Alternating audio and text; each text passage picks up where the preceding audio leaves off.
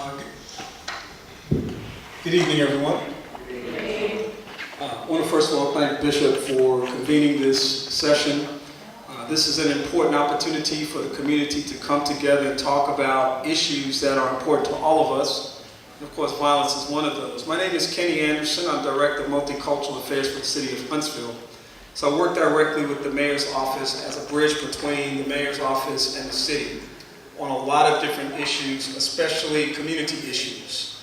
And so it's important for me to be a part of these kinds of things because it gives me a chance to hear what the concerns are in the community about the things that people are most concerned about. And of course, violence is one of those things.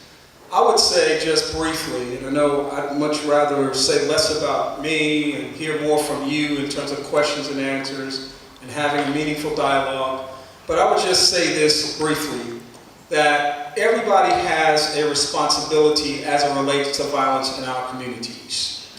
If we are participating in violence, we're responsible. And if we're standing on the sidelines watching violence, we're also responsible. We are derelict in our responsibilities and negligent in our responsibilities when we do nothing or little to respond to the violence in our communities. The other thing I would say was that it is very easy to point to violence in our communities as being the homicide that occurs. It'd be very easy to point to the person who is bullying someone in the community as violence. It would be very easy to point to crime statistics that make us uncomfortable in our communities when we talk about violence. But I think I'm a lot more concerned about the violence that relates in us being disrespectful to one another. Because physical violence usually is preceded by emotional violence. And the fact that we tend to put one another down, for example, or we don't lift other people up. We were just talking a little earlier about how simple it is to give other people compliments when they're doing something right. But how easy it is for us to find people doing something wrong and condemn them.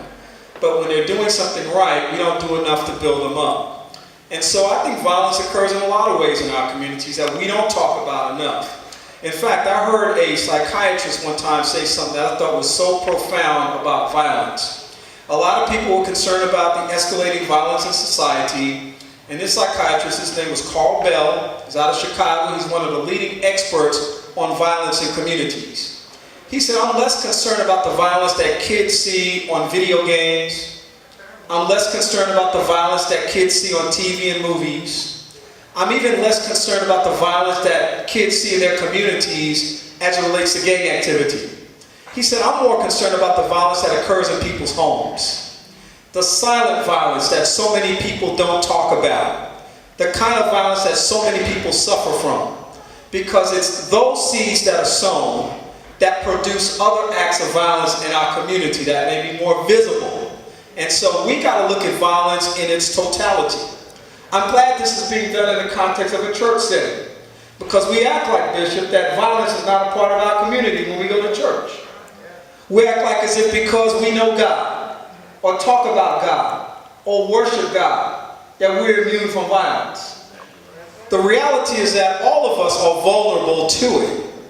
Either being a part of creating it or being a part of stopping it.